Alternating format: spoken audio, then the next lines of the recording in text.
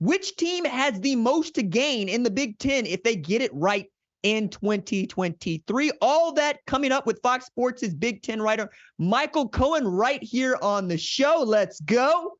It's the #1 college football show.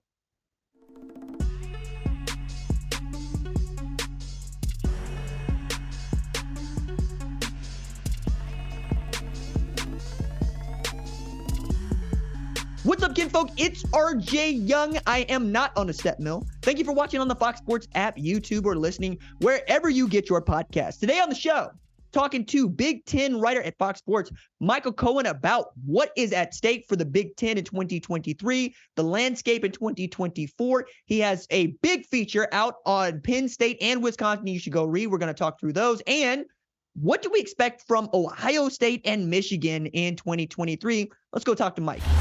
I'm pleased to be joined by Big Ten writer for Fox Sports, my buddy, Michael Cohen. Mike, how you doing, man? I'm doing great, RJ. It's great to see you. You too, brother. We got a couple weeks before the season starts, which means that your features that you've been working on all summer are beginning to come out. And the one that I want to start with is your story about Luke Fickell and Wisconsin on foxsports.com. And it's called Luke Fickell's Wisconsin Vision, Protect the Past While Charting a New Course.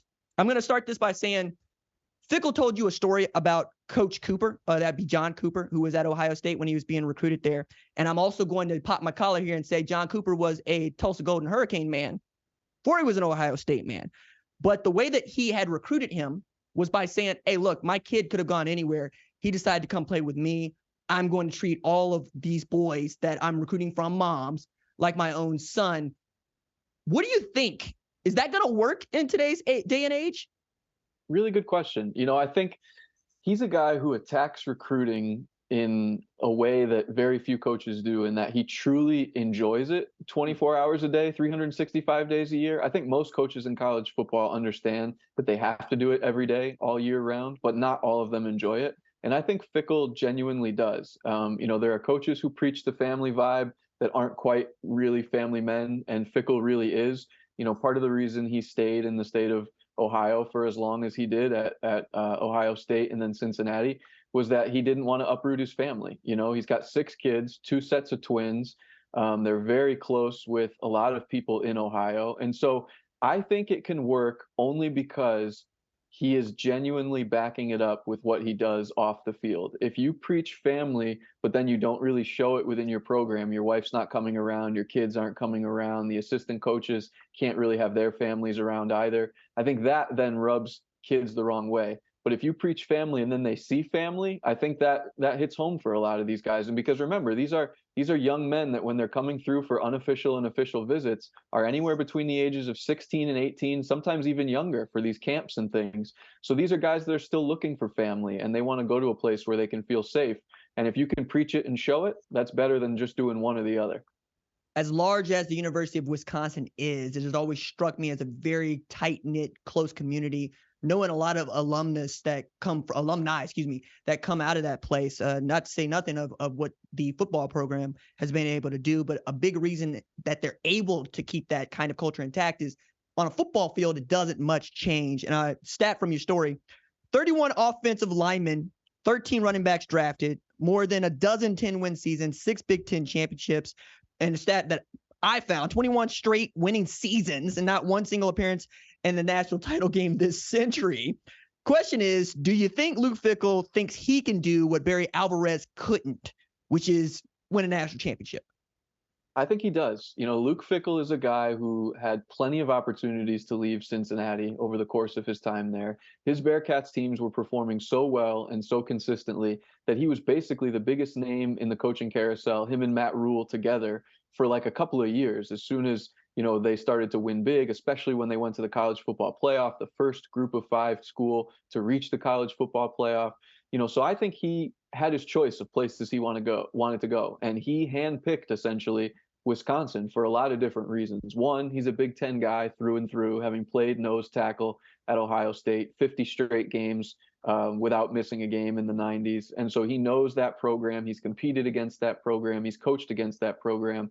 But I think he also understood what that place is like. A lot of people, myself included, before I moved to the Midwest, I had absolutely no idea what Madison was like. And then the first time that I went there, it is an unbelievable place. I mean, that campus is located on a little spit of land, an isthmus in between two lakes that are giant, and people are boating in the winter. They're ice fishing. It's a beautiful place. Families love it. It's a very progressive place. So not only was it a situation where I think he believes he can win, but I think it's a place where he thought he could win and want to stay there for a really long time. Not unlike what we just heard Brett Bielema say recently, like he feels at home in Champaign. I think Luke Fickell feels at home in Wisconsin. And one of my favorite anecdotes from the story was when I talked to Jim Tressel. And Jim Tressel said, every time I talk to Luke on the phone now, he's trying to get me to come to Madison and says, you got to come up here for longer than just a game because these people are amazing. This place is amazing. So from the resources, the commitment, the passion, being the only Division I football program in the state, I think he views this as a place that has some untapped potential in the modern era. And I think he's going to push as hard as he can because he does believe that they can win a national title there. That point you just made is the one to raise for me, right? The one where they are the only Division I program in the state, and the state is very much aware of that, right? They kind of built it out that way so that Wisconsin always has an opportunity to contend. I want to follow on that because Luke Fickell has had a really interesting journey, if not a very cool journey, having played for John Cooper on 90s teams that were just good enough, but not that good, right? Good enough to win national championships. We know what 02 was about for Ohio State. We know that he helped groom a guy like Marcus Freeman, a guy that I stand on the table for even now. And he was a part of that really rough transition from 2011 to 2012, where they were bad in 2011. They were undefeated in 2012 and stayed on until they won a national championship at Ohio State in 2014. And then again, making history again with Cincinnati being the first G5 team to make the playoff. I'm very excited to see what he can do at Wisconsin. I'm fascinated what you think about Tanner Mordecai. And the reason I say this is I've known Tanner since he was in high school at Waco Midway. And he's always been a dude that can sling it. He's always been a dude that's been laid back with his Southern drawl and doesn't have a whole lot to say. But it says something to me that Phil Longo said, no, I need to go get him. And that Tanner has ingratiated himself into Wisconsin's ideology and how it goes about its business, not the other way around.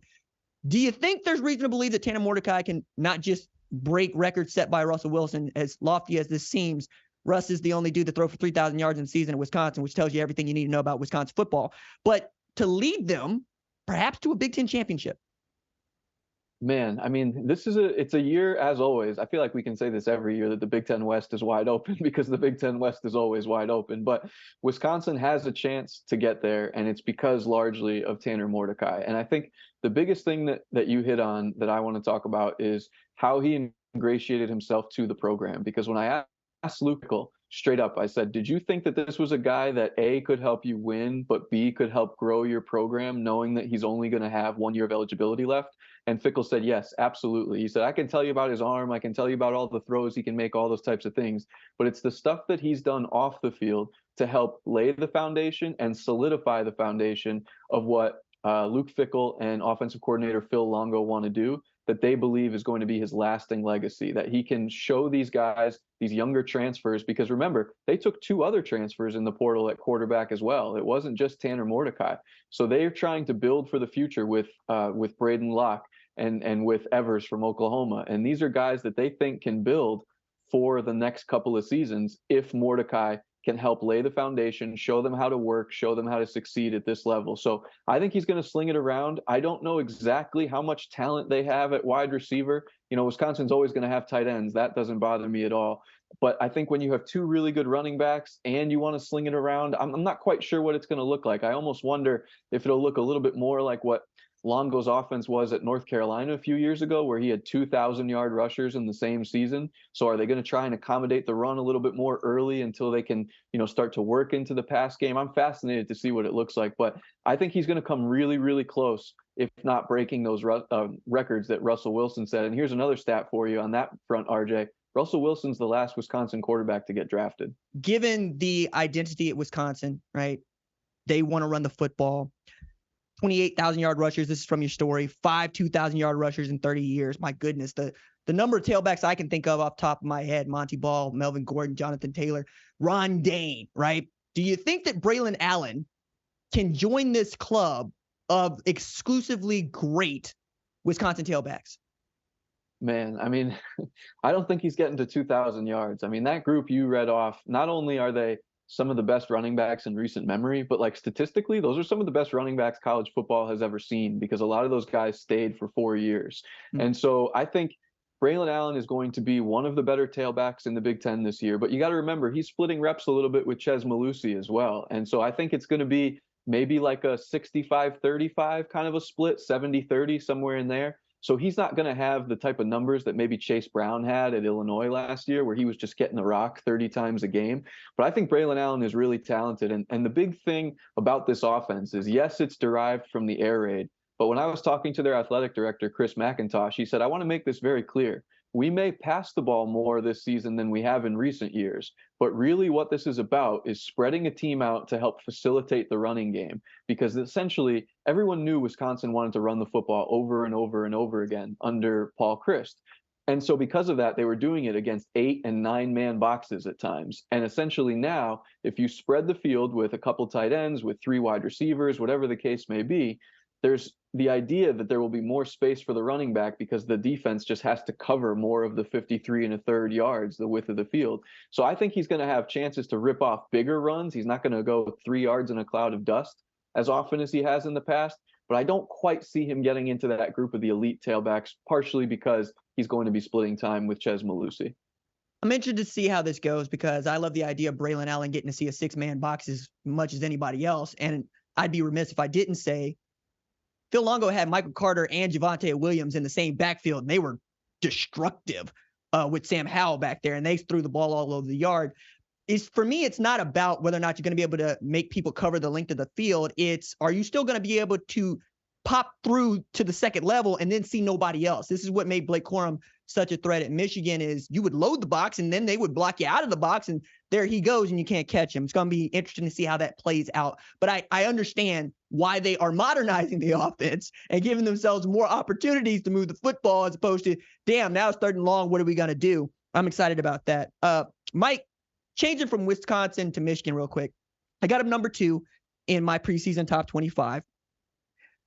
I've been thinking about Michigan in terms of what it is that they need to achieve and not what they've already done. That might seem a little bit unfair, I should say. But when you have the idea that you don't need to put together a top 5 recruiting class and win a national championship, I understand that you want to believe that your roster is talented enough to do that.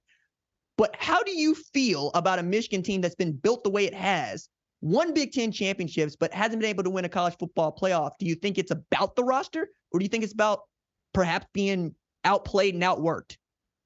Yeah, it's really hard to figure it out. I would say, I think there's a couple of factors involved, and I'll go through a couple of them here. I would say the first one is, eventually not having the 4- and 5-star talent is probably going to catch up with you, because a lot of times that 4- and 5-star talent has superior athletic traits, and that's why they're rated that high. I remember I was talking to Steve Wiltfong, the director of recruiting for 247 Sports once, and he told me that a lot of recruiting rankings are trait-based. So we're looking for, are you a plus athlete? Do you have plus speed? Do you have plus size? And they're not necessarily grading these people on how good of football players they are in that moment. It's trying to project what they can be based on the traits that they have. So eventually those traits are going to shine through, and it happens with depth. So if there was a position where Michigan had a rash of injuries, I think that could then be a problem, maybe with the exception of offensive line. But that is one area where they've been very fortunate the last couple of years, is that they have been an extremely healthy team at a lot of key positions for them, even positions where they didn't have a lot of depth. I guess I would say, in the big scheme of things, when they get to these big moments, the things that have made the difference for me is, oddly enough, the offensive line. And this is a group that won the Joe Moore Award, an award that I know that you take very seriously. They won it 2 years in a row, and then they went to the biggest stage. And at first, they were taken apart by a generational Georgia defense that I don't really think anybody faulted them for having trouble with, given the number of draft picks and talent that was on that roster. But then when TCU did it similarly, not in terms of sacking the quarterback, but in terms of 12.5 or 13 tackles for loss in one game, you start to wonder, oh, okay, when they go outside the Big Ten, is there a speed problem? Is there a strength problem? Is there a scheme problem? So my thing is, they have to get over that hump by proving they can do it against a really good team from outside the smash mouth Big Ten Conference. And over time, I think eventually they're going to have to find guys at the skill positions. And when I say skill position, I mean receiver, that can compete on the edges with some of these 4- and 5-star corners, because you've got to win in the air eventually. And they haven't been able to do that yet. Win in the air when people expect you to throw it too, because one of the things that I've also been really interested in seeing, and JJ McCarthy's been great on play action, but it's really difficult to say that that's a great quarterback if that scheme is just not working the way it does because of Blake Corum and Donovan Edwards. I think you're on to something when you talk about how we look at this team from a depth standpoint, because nobody wants to talk about teams as if they're going to sustain injury, even though that's exactly what happens, and how deep you can go matters in as far as how far you can go. I guess the other counterpoint to this would be, is Michigan the best in the country at overdeveloping talent? Yeah, I mean, so I don't want to give away exactly one of the stories that I'm working on, but when you were talking about the preseason, big features that I've been working and spending a lot of time on, my Michigan angle is related to how they go about developing this talent, because I think that is the most fascinating part. They have a culture right now and a scientific approach right now and a staff right now that is doing every single thing they possibly can to maximize player development. And I think they're getting more support from the dietitians of the world, from the sports performance aspects of the world. They have everything they could possibly want from a staff perspective, from a resource perspective, and they're using it about as well as anybody in the country. And I just think the way that they're training, and again, I'm being a little bit vague on purpose because I have a story coming out in a couple weeks that explores this in more detail. But essentially, they have found ways to train this as much as they train this. And that, I think, is the biggest factor for them right now. They are finding ways for our to podcast become... listeners, you're pointing to your head and you were pointing to your muscle. Sorry, forgot. That's okay. Forgot there's an That's audio all right. component. No, it's all right. They have found a way to train their brain as much as they have found a way to train the muscles. And what that has done is allow them to believe that they're stronger, believe that they're better, believe that they're faster than guys who are probably actually bigger and stronger and faster than them, but they just want it more and they're tougher. And if they get smacked in the mouth, they don't care because their mind is so elitely, it's sharpened to such an elite level that they are just, it's impressive the way this machine is humming right now. And so that, I think, is the biggest thing. They're combining, players that want to work hard and want to get better with elite mental toughness that, quite frankly, has trumped their biggest rival the last 2 years. I think it's an interesting place to build your program from, because you'll know I am a self-made man, right? I believe in hustle. I believe in outworking people. I believe that skill will make up for what talent doesn't do. But it is one thing to be in that mindset. It is another thing to know that you're supposed to win national championships. And that's what I think I'm looking for from Michigan. And frankly, what I'm looking for from Penn State. Now, you have a feature out that we can talk about on Penn State and going into this year 10 with James Franklin. I want to start with this. I think I agree with you in that, is this the most talented Penn State team that James Franklin has ever had? I say yes. And when I was out in State College a little while ago, I flat out asked some of the players, like, is this the most talented team? And Keandre Lambert-Smith, their number one wide receiver, said, not only is this the most talented team in recent memory, he said it might be one of the most talented Penn State teams ever. And so, again, this isn't a guy who was necessarily alive and old enough to understand how good some of those Joe Pa teams were back in the day, but that's a pretty big statement. And if you believe it, then that's all that matters. So, for me, this is a team that has a ton of talent right now. But RJ, I got to think you agree with me that so much of it hinges on Drew Aller. And how much can you reasonably expect from a sophomore quarterback? You put a lot of time into studying these quarterbacks. Are you buying that he can come in and contribute as a true sophomore? And then let me just add this quick caveat, which is, can Penn State use the Cade McNamara plan, which is essentially, let's hand the ball to Nick Singleton and Kaytron Allen the way we handed it to Blake Corum and Donovan Edwards, and ask Cade McNamara to do the minimum amount, but he will do it very well because he's efficient? And is that a plan that Penn State should use with Drew Aller this season? I'll pick it up and take it a step farther. I think you use the plan you used for J.J. McCarthy last year. He's got that sort of talent. He can move and he can sling it. Everybody's seen the arm talent. Everybody's seen him throw rockets. It's, do you trust him to make those play action throws? And if Nick Singleton and Kaytron Allen are doing this year what they did last year, you also have guys on the end of those passes to go along with Keandre Lambert, Dante Cephas, and really talented tight ends that could take advantage of that, to say nothing of what you could do on just dump routes to guys like Nick Singleton and Katron Allen, who are really outstanding prospects. And the defense is going to give him a lot of help. Like, let's not be shy about that. He's going to get the ball back, and he's going to get it in plus situations because Manny Diaz has been so good at that. I think it's less for me about can Allard do that, and more, do you think Mike Yurcich is going to let him? Like, so we're talking about it, right? What's your sense from the offensive coordinator? How does he feel about his starting quarterback? I mean, they love everything he can do, and they've been in on him from the very beginning. You know, one of the stats in the story is that when they offered him a scholarship, he was ranked outside the top 400 prospects. He was a 3-star guy when they offered him, and then he became a 4-star guy and became a 5-star guy and had a great Elite 11 finals and all this stuff to blow up. But they've been in on Drew Allard from the beginning, and so they really think that he has the opportunity to be special. Will they let him? I'm not really sure. And that's the tricky part, right? It's the same question we asked about Michigan last year. When are they going to let JJ McCarthy throw the ball?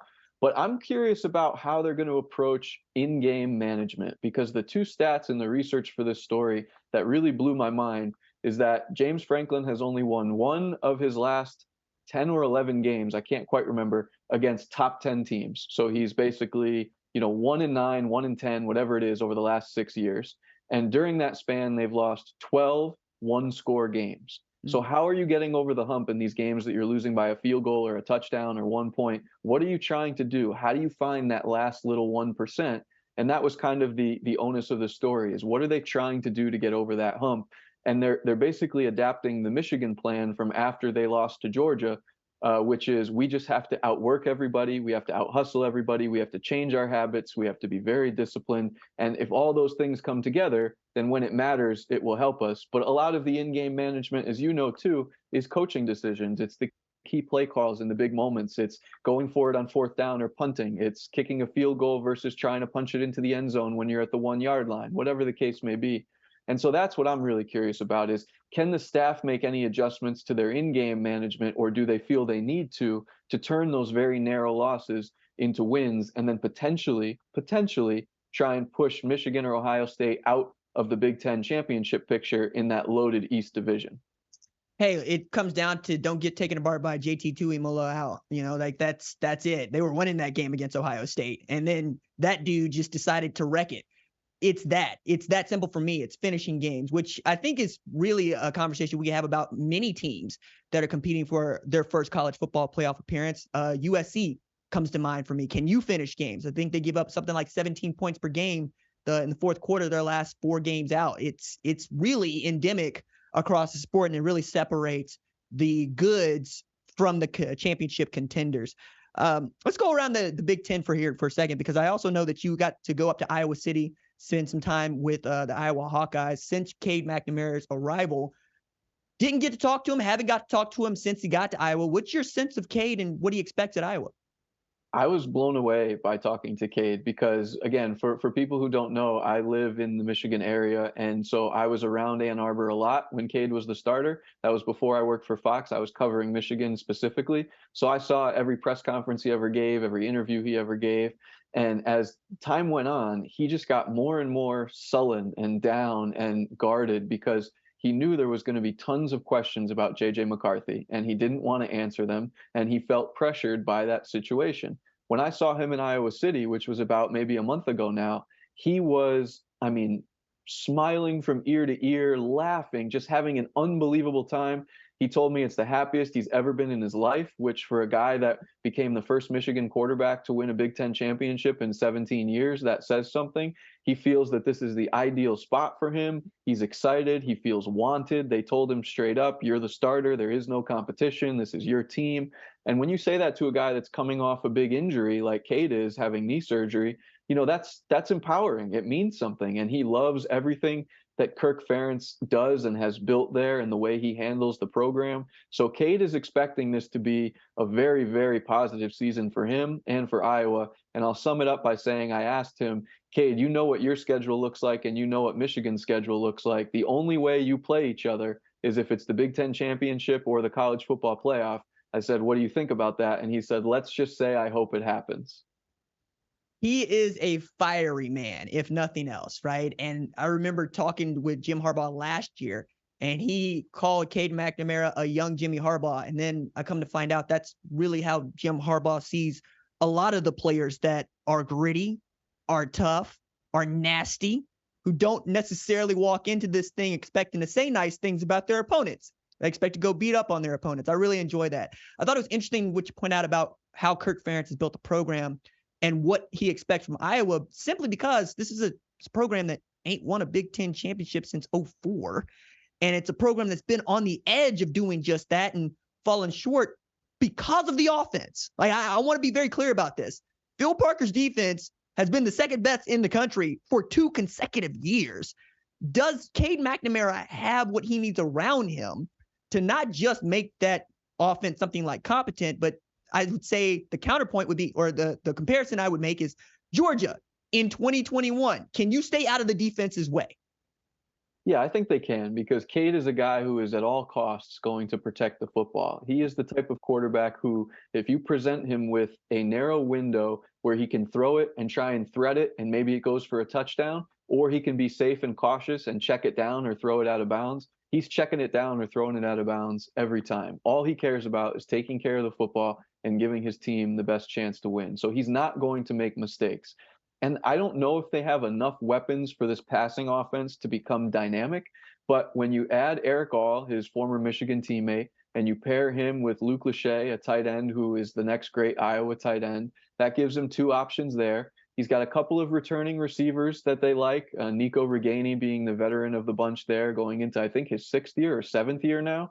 And then, of course, they have Caleb Brown, the transfer from Ohio State, who is, the biggest skill player that they've ever brought in at that position. And so I'm curious to see what it looks like. But at the end of the day, you and I both know this is a team that is going to win games in all 3 phases. It's going to be offense, defense, and special teams. And let's not forget, they have one of the best punters in the country, too. And that's going to be a big part of their narrative this season. So I think they have a chance to come out of that West and make it to the Big Ten title game. And it would be fascinating if they got a chance to play Michigan. So I think there will be enough improvement on offense for them to win somewhere between 8 and 10 games this season. Corey Taylor for Heisman. I dare Iowa to send me the shirt. Say I won't wear it. Couple more for you here before we let you go, Mike. Ryan Day has won a college football playoff semifinal. He's at Ohio State. Jim Harbaugh has not. He's at Michigan. Lincoln Riley has not. He's at SC. Brian Kelly has not. He's at LSU, but he was at Notre Dame. This would still be the case if Ohio State was 3-0 against Michigan instead of 1-2. What do you think about folks being tepid about Ohio State's national championship hopes and thinking about putting Ryan Day on a hot seat? I mean, it's preposterous to me, but we're in August and people still talk about it. I do not buy that he is on any kind of a hot seat right now. The only thing that I will say is if they were to lose to Michigan again this season and miss the college football playoff, then I think there will start to be legitimate questions asked about whether or not he is actually improving the trajectory of the program. It's one thing to keep it the same. It's one thing to continue recruiting at a high level. But if you're not coming closer to tipping it over the edge and winning a national title or getting to that national title game, people will ask questions. Now, the flip side of that, of course, as you well know, RJ, is if that field goal goes in against Georgia, in all likelihood, no disrespect to TCU, they probably bashed TCU's head in the national championship game, maybe not quite to the degree that Georgia did, but in a somewhat similar fashion. And we're now talking about Ryan Day having lost 2 games in a row to Jim Harbaugh, but having a national championship. And we would not be discussing this whatsoever. So that is the nature of the sport. That is that's how fickle the beast can be. I don't think he's on the hot seat whatsoever, but I do think if he were to lose 3 in a row to Michigan, and if he were to then also fall out of the college football playoff, it becomes a little more of a problem. The caveat to that, or the asterisk that you put on that, is when we expand to 12 teams, it's not going to matter because Ohio State is almost certainly going to be in the playoff every single year, or just about every single year. And then you can lose as many games in a row as you want to Michigan and still be in the playoff and have a chance to metaphorically cut down the nets, so to speak, to use the basketball analogy. Man, you can take the guy out of UConn, take the UConn out of the guy on that one. True. We got a basketball reference here on this college football podcast. I'm teasing. I want to just finish with that by saying Ryan Day has produced a first-round quarterback each quarterback that started a game for him has been drafted in the first round. Kyle McCord started a game last year, quiet as it's kept, and they're in the middle of a quarterback derby, but I expect him to get that right. Last one before I let you get out of here, Mike. This is the last year the Big Ten will be a 14-team conference. In 2024, they welcome SC, UCLA, Oregon, Washington. Which Big Ten team do you think has the most to gain if they get it right in 2023? Man, that is a really difficult question. Part of me wants to say Penn State because I feel like they've been trapped in this Big Ten East for so long with Michigan and Ohio State that obviously they're still going to have to play great teams. Like, it's not as if Oregon and Washington and USC will not be on their schedule, but all of a sudden they won't be guaranteed to have to play Michigan and Ohio State every single year. And let's not forget, we don't know what the scheduling model is going to look like, but if there is any sort of element that keeps these protected rivalries that we talked about earlier this summer, well, Penn State didn't have any of those. So they have the most variance in their schedule year to year, which means that as the dice is rolled, eventually they're going to have a season that is lighter than others. It's just the way it goes when you don't have as many built-in games. So I think if Franklin can really perform well this season, if Drew Aller can really perform well, and then they get out, they free themselves from the shackles of that Big Ten East division, they could maybe be one of these teams that starts having a more consistent presence in the championship game conversation, whereas they've had to play second and third fiddle for basically the last 7 or 8 years. So Penn State would be my answer there. What do you think, RJ? Man, I'm really looking at Iowa going, do it or not, right? Because they don't really have a traditional rival in this conference either. Like, we gave them Nebraska, right? He's 6-0 against Minnesota, so Minnesota might think about it a little, or since PJ Fleck got there, I should say. But I'm more interested in this idea of Penn State not having a traditional rival, because I'm also looking at this other team in Indiana that is holding on to its quasi-independence for who knows how much for longer, I guess as long as NBC continues to want Notre Dame football. But my point here is, if you know that Penn State is going to get that level of variance coming into 2024, wouldn't you want to take advantage of that, knowing that you already have a traditional rivalry game with SC, to which they would go, no, we actually like being a GDI. We like being an independent. On the flip side of this, Mike, which of the 4 teams do you think has the most to gain if they hit the ground running in 2024? UCLA, USC, Washington, or Oregon? Man, I really look at Oregon, and the reason I look at that is from a recruiting perspective, because they have the national brand. Of all those 4 teams, I'm not saying USC is not a national brand, but Oregon has Nike. Oregon has Phil Knight. Every kid in the country knows what Oregon's uniforms look like. And now all of a sudden, when you can go anywhere you want, and there's basically a school in your conference within a few hours of that, unless you're basically going like into Texas or into Florida, and you can say, hey, come play in our league, and you're going to get a chance to come back and play in your hometown, even if your hometown is New Jersey. Like, I think for them, this is a huge opportunity to become even more of a national brand, because they already recruit that way, and now they're going to have one of the 2 mega conferences with more money and more resources behind them, and a coach in Dan Lanning who's already a darn good recruiter. I look at them as being a team that can really, really solidify themselves and become, the power that they want to be in college football. I think you're right. And as far as the most to gain, I think people are going to expect USC to be good, UCLA to be what UCLA is. And if Washington punches above its weight, we're all going to be politely and delightfully surprised. But Oregon, to your point, who, by the way, wasn't relevant until I was like 13 years old, right, is a national brand, which also just kind of underscores that, man, what if the kids knew how good Nebraska once was, which is another team that I think we just got to mention here. They get it right in 23. They go bowling in 23. Good luck stopping Nebraska, knowing what this conference is going to do, and as far as the eyeballs that it's going to attract with these new teams, with Nebraska getting to go to the Coliseum, Nebraska getting to go to Autzen in Eugene, Nebraska getting to go to Seattle. I'm very excited about that. And man, look, this is always cool, always great to have Michael Cohen, our Big Ten writer here at Fox Sports, on the show. Mike, thanks so much for taking time to join us here on the #1 college football show. Anytime, RJ. It's great to be here. My thanks again to Michael Cohen, who covers the Big Ten here for Fox, and that is our show. My thanks, as always, to our lead producer, Tyler Wojak. Our senior producer is Catherine Karaji. Our production assistant is Kiara Santana. Our leads of screening are Jack Clee and Twarren Westfall. Our social media maven is Javion Duncan. I'm the host, RJ. We will see y'all next Wednesday. Doses.